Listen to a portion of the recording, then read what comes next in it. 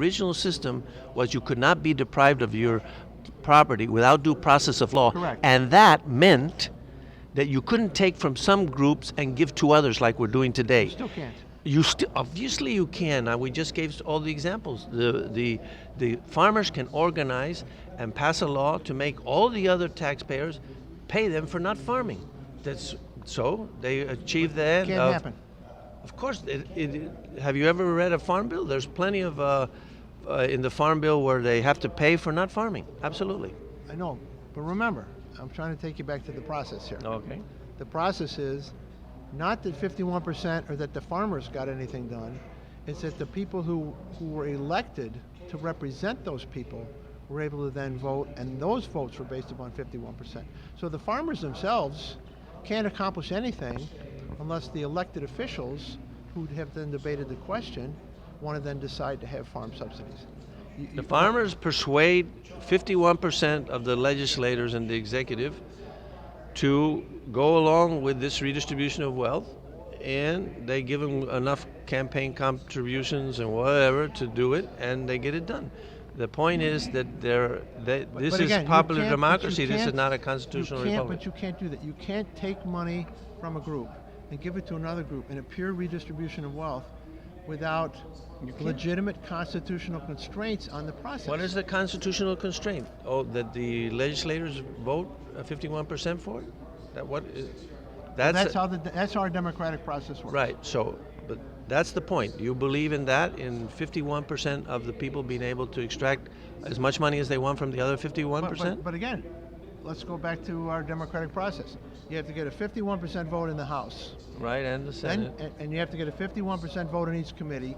Then you have to get in the Senate. And then you have the additional protection of the chief executive having the authority They didn't protect the taxpayers against these farmers that are muscling in on their money? Well, all right, then at the end of the day, I like the constitutional system that we have in the United States, and I'll stand behind that system. So it changed. I will carry the burden. It changed. Originally, in the original system, you couldn't lay a direct tax on a citizen. You recall? No, I don't know that. Yes, that's Having said that, I know that there were court challenges, and the court system ultimately ruled that the income tax was valid. Yeah, originally it was held unconstitutional to do that, and then finally, in the 20th century, they passed the income tax law, and the court decided that meant that you could redistribute.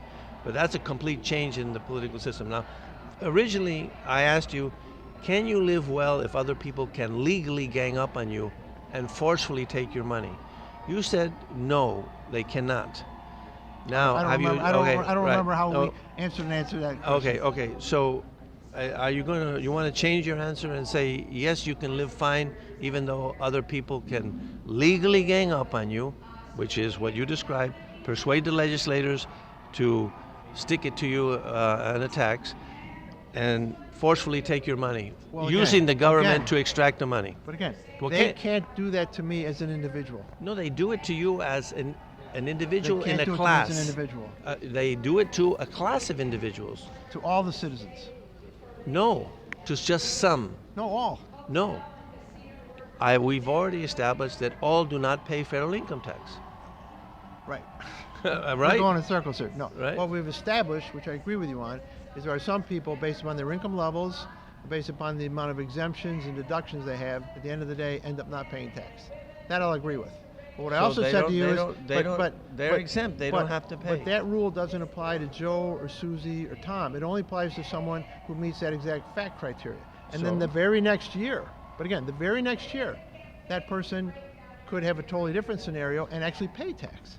So that's why I don't agree with your characterization. That they don't have to pay taxes? They don't have to pay. No.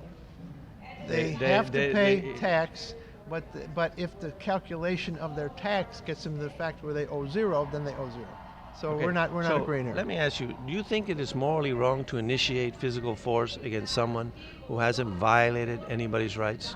Physical force? Absolutely. Yeah. Right. So are they not initiating physical force against that taxpayer when they're forcing him to pay for foreign aid or subsidy for the... I guess that's where you and I don't agree. You don't? I don't see that as physical force in the context of my definition of physical force.